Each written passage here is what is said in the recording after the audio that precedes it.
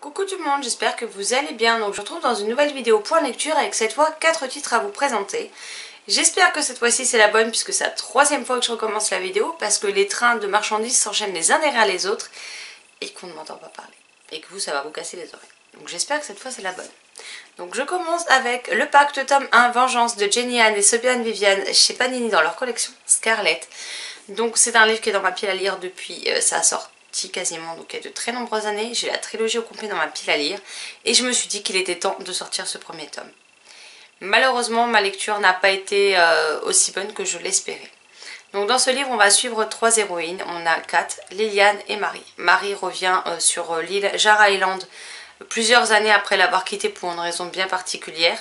Elle va venir vivre chez sa tante le temps de sa scolarité, donc en première et puis ensuite probablement en terminale.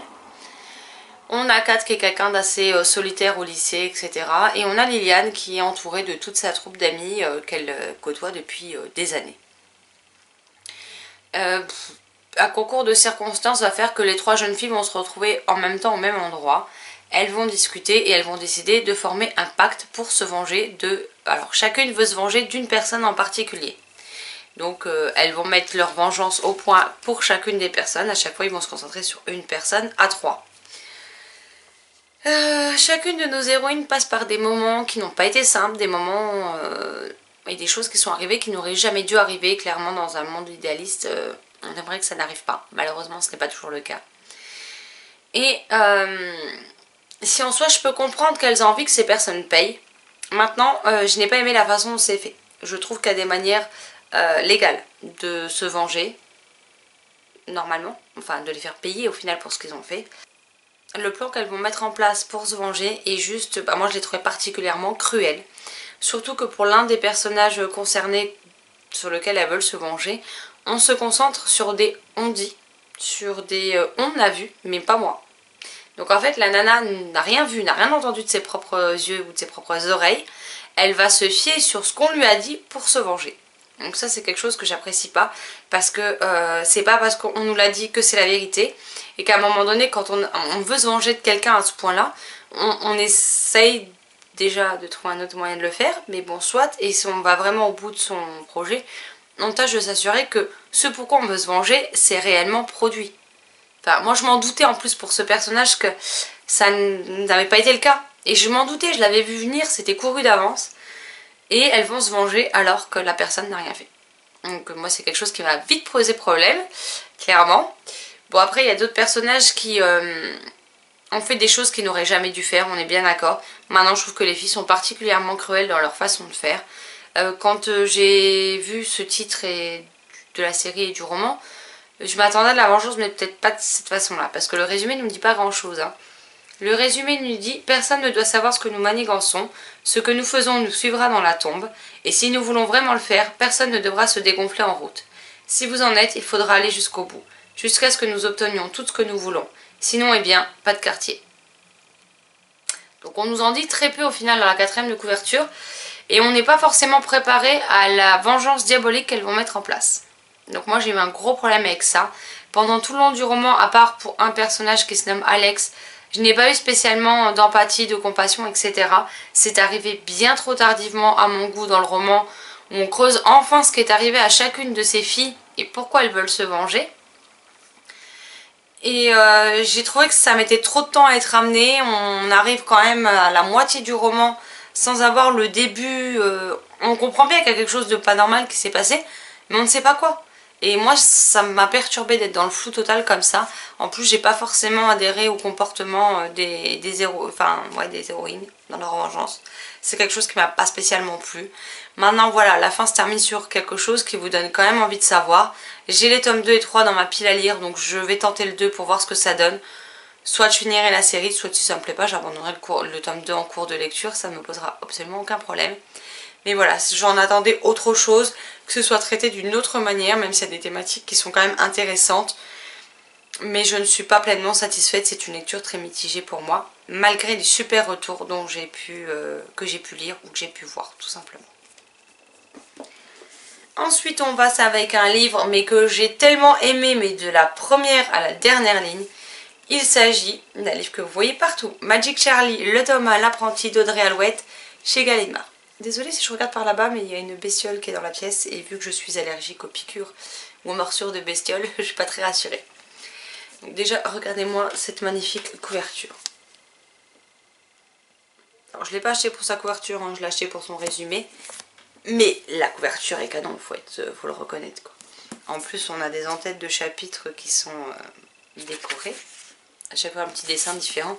Il y a un magnifique travail éditorial qui a été fait sur ce titre et il est vraiment juste canon. Donc ici on va y suivre Charlie, un adolescent de 14 ans. 5 ans auparavant, il était chez sa grand-mère, sa grand-mère avait une roulotte et il préparait des beignets de prédiction. Donc vous savez, c'est un peu comme les beignets, chinois, quoi. C'est vous le cassez, à l'intérieur il y a un bout de papier qui vous donne une prédiction. Donc il est chez sa grand-mère, il passe un bon moment avec elle et à chaque fois que sa grand-mère met une nouvelle fournée sur la table, il s'empresse d'en grignoter un ou deux. Il va éviter des catastrophes comme tomber de sa chaise parce qu'il est en train de se balancer dessus grâce au beignet de prédiction. Et d'un coup, il va décider de vouloir jouer avec sa grand-mère à cache-cache. Donc il va partir se cacher et la grand-mère fait signe de rentrer dans le jeu. Elle dit « Oh, mais où peut-il bien être caché ?» Elle va prendre un beignet de prédiction pour lui faire croire qu'elle attend la réponse dans le beignet. Alors qu'elle sait parfaitement où il est caché. Malheureusement, les choses vont dégénérer puisqu'elle va être clairement saisie d'effroi quand elle va découvrir le contenu de ce message. Lui qui veut jouer, qui n'a pas compris le pourquoi du comment, s'enfuit de la roulotte, il court dehors.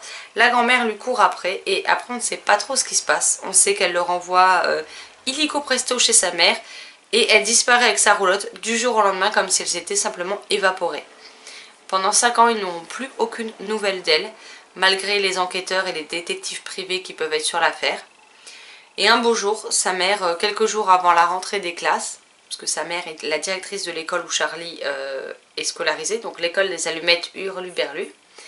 Ils vont recevoir un coup de téléphone d'une dame qui aurait retrouvé donc, la grand-mère à l'autre bout du pays, puisqu'ils sont en Aix-en-Provence et qu'elle a été retrouvée, il me semble, en Bretagne, disant que voilà, elle a été retrouvée, mais qu'apparemment elle aurait des problèmes de mémoire et qu'il y a beaucoup de choses qu'elle ne se souvient plus et qu'elle n'est pas dans un état comme ils ont pu la connaître.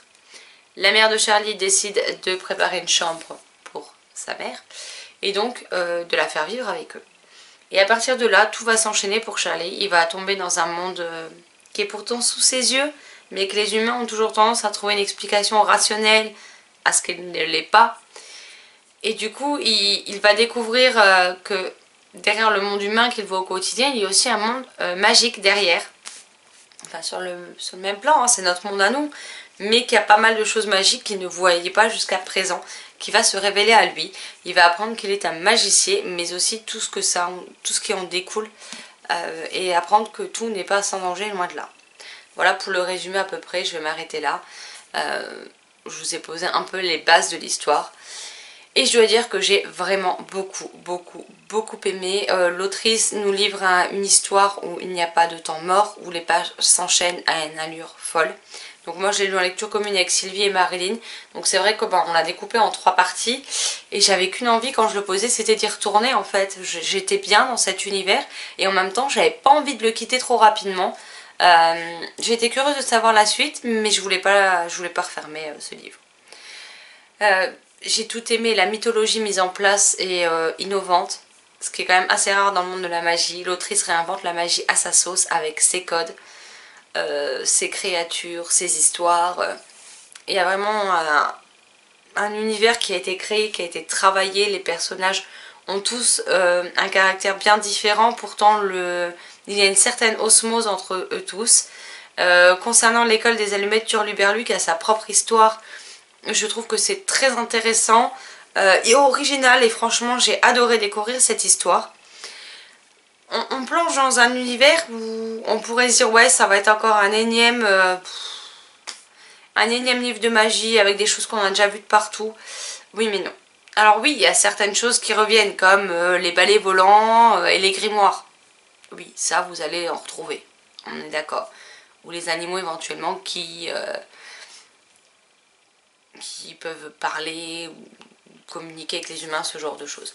Maintenant tout le reste est vraiment très original, ça fait du bien, c'est rafraîchissant, c'est divertissant. La plume de l'autrice, elle est loin d'être enfantine. Pourtant elle est fluide et très agréable à lire.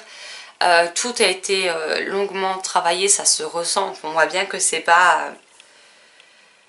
qu'elle s'est pas contentée de poser des mots comme ça et puis c'est terminé. Non, non, tout a été réfléchi, tout a été construit. J'ai vu que c'était un travail de 2 ans pour écrire ce premier tome, que ça lui a demandé pas mal de corrections, de fait de retravailler le texte et ça se ressent à la lecture. Donc c'était vraiment un plaisir dingue. Maintenant l'autrice n'infantilise pas le lecteur, elle ne le prend pas pour un idiot. Donc ça aussi c'était quelque chose que j'ai beaucoup aimé. Il y a quelques petits événements que oui j'avais vu venir. Maintenant il y en a d'autres qui arrivent derrière pour contrebalancer que je n'avais absolument pas soupçonné, qui m'ont laissé sur le cul, il n'y a pas d'autre mot. Hein. Et c'était tellement bon.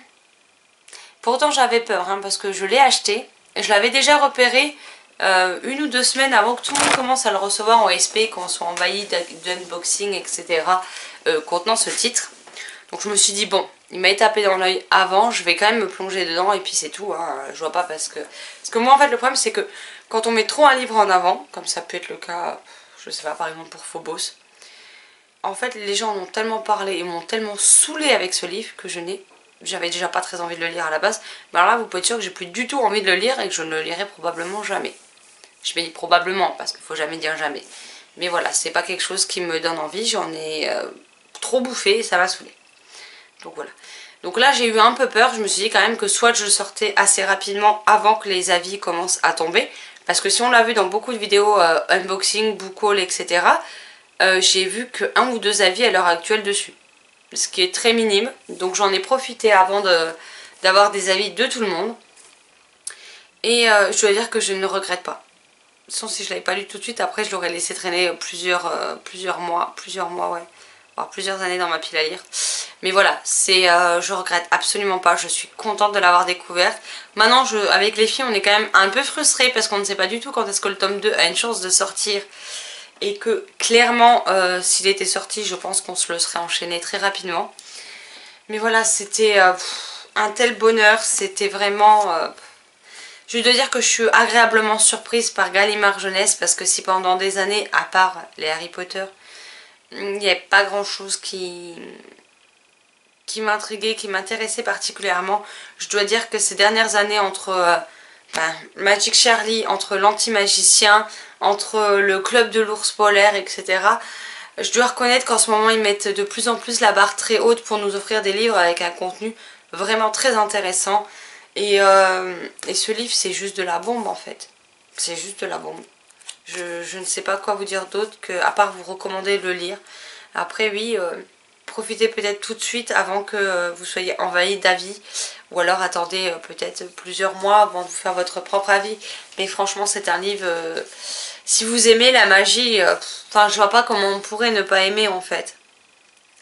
Après je sais que beaucoup s'attendaient... Là on vous dit c'est... Audrey Alwett nous plonge dans une aventure de grande fantaisie. Déjà c'est du fantastique, pas de la fantaisie. À la croisée des univers de Terry Pratchett, J.K. Rowling et Miyazaki. Pour moi il n'y a aucune ressemblance avec par exemple Harry Potter. Oui il y a des grimoires et un balai volant. Ouais voilà. Voilà à quoi peut être la ressemblance avec Harry Potter. En dehors de ça je vois pas vraiment où il y a une ressemblance en fait. On s'en éloigne totalement et ça fait du bien. Parce que on a Harry Potter d'un côté et quelque part je trouve que c'est dommage qu'on rapporte toujours tous les livres qui parlent de magie à Harry Potter. Harry Potter tout le monde sait ce que c'est. Maintenant le fait de mettre ça derrière, les gens vont peut-être s'attendre à quelque chose de semblable à Harry Potter. Ils risquent soit d'être agréablement surpris soit d'être déçus.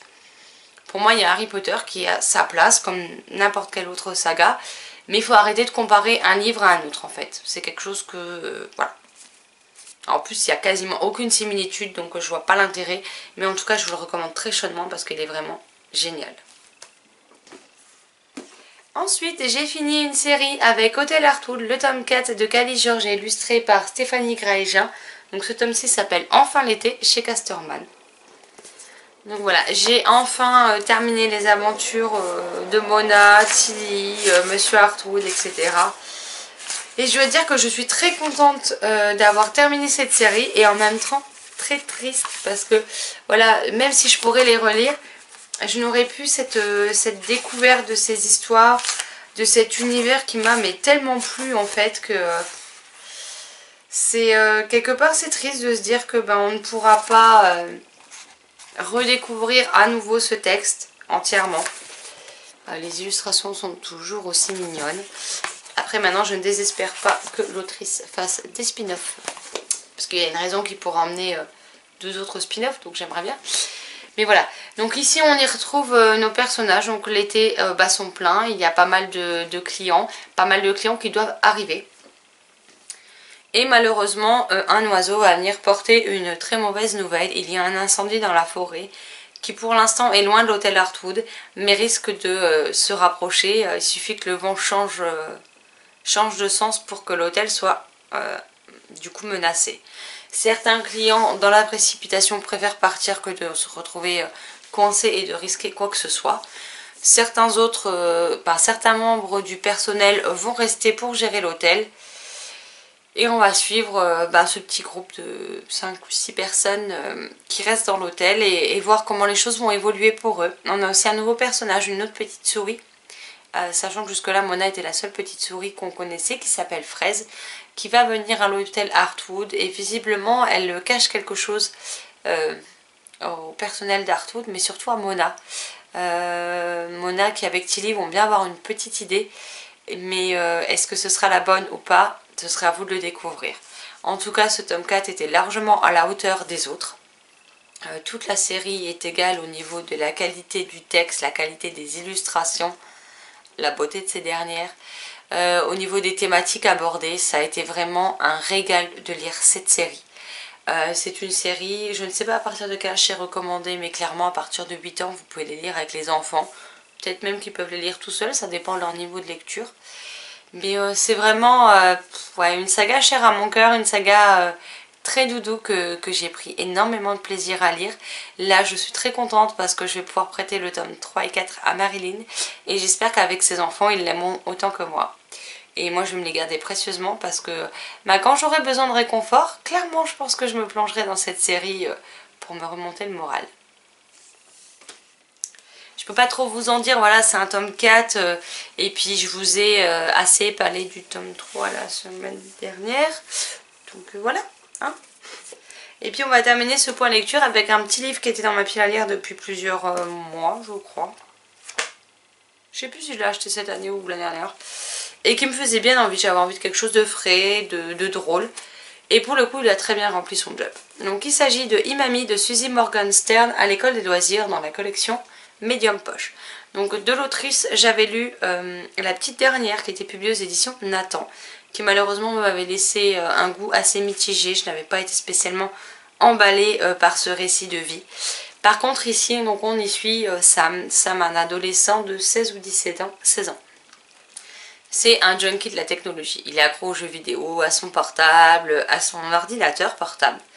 Et ses parents ne savent plus quoi faire, étant donné qu'à la base il est censé travailler à l'école, travailler son piano.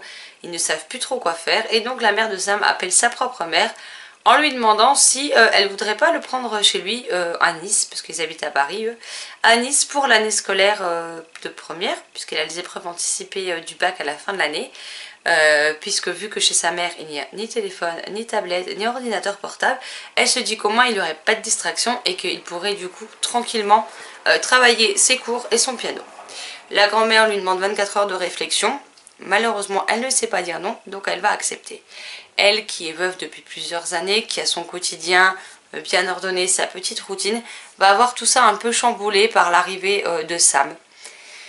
Et on va les suivre tous les deux au fil des semaines, au fil des mois qui s'écoulent, parce qu'on va les suivre sur toute l'année scolaire. J'ai beaucoup aimé la relation qu'entretient Sam avec sa grand-mère. Au début, il est quand même pas forcément toujours facile, ni pour l'un ni pour l'autre, de s'acclimater à ces changements. Hein. En plus, la grand-mère, bon bah voilà, elle a déjà élevé ses enfants. Elle a souvent ses petits-enfants qui viennent pendant les vacances avec ses enfants. Donc ça lui donne déjà du boulot et même si elle est contente de les voir, elle est aussi contente de les voir partir et de retrouver sa petite routine. Là, pendant un an, elle sait que ça ne sera pas le cas en fait. Et j'ai beaucoup aimé aussi ce choc des générations entre la jeunesse d'aujourd'hui qui est très technologique et la mamie qui a vécu sans téléphone portable, sans ordinateur et qui s'en porte pas plus mal en fait, hein, qui a trouvé plein d'autres choses, plein d'autres manières de faire que de vivre avec la technologie. Elle aime beaucoup lire par exemple, alors que Sam, pour lui faire relire un livre, on s'amuse. Et ce qui m'a particulièrement plu dans cette histoire, c'est que la grand-mère, elle a un humour.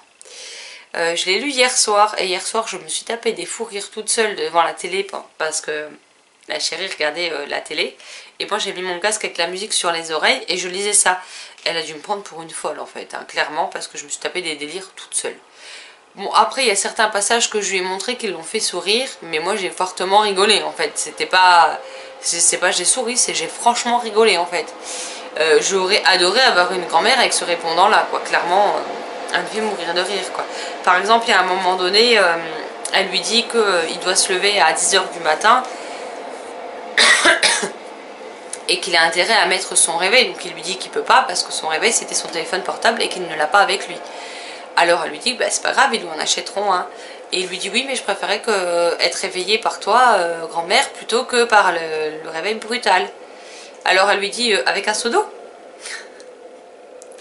Donc vous voyez un peu le genre d'humour de la grand-mère qui se laissera pas marcher sur les pieds, qui dit ce qu'elle a envie de dire. Et ils ont vraiment une relation jolie, enfin une relation belle, une relation touchante, attendrissante. Ils ont leur haut, ils ont leur bas, ils ont des moments où ils vont un peu aller plus ou moins un petit peu au clash. Il y en a d'autres où ils vont pouvoir compter l'un sur l'autre indéfiniment sans problème. Et j'ai aimé découvrir cette façon de voir les choses, mais aussi le fait que la grand-mère va se mettre à la technologie dans le dos de son petit-fils. Donc on va avoir une mamie connectée qui nous promet encore une fois de doux moments, des moments qui m'auront là pour le coup fait sourire. Et c'était vraiment chouette comme lecture, donc si vous ne connaissez pas, je vous invite fortement à le découvrir. En plus voilà, c'est du poche, donc les poches de chez l'école des loisirs pardon, ne sont pas bien chères. Et j'ai passé un excellent moment avec ce livre, c'était juste excellent. Donc si vous cherchez un livre drôle et sans prise de tête pour l'été, et franchement il est parfait. Voilà, ce point lecture est à présent terminé, j'espère qu'il vous aura plu. N'hésitez pas à me dire parmi les titres que je vous ai présentés, s'il y en a que vous ne connaissiez pas, s'il y en a certains que vous avez envie de lire, ou si vous les avez lus, ce que vous en avez pensé, que vous partagiez mon avis ou pas du tout d'ailleurs. Par exemple pour le pacte, n'hésitez pas à me dire si vous avez aimé, qu'est-ce qui vous a plu, ou si vous n'avez pas du tout aimé, qu'est-ce qui ne vous a pas plu. Je me ferai une joie d'en parler avec vous dans les commentaires. Sur ce, je vous souhaite une excellente journée, de très belles lectures et je vous dis à très vite dans une prochaine vidéo. Bye bye.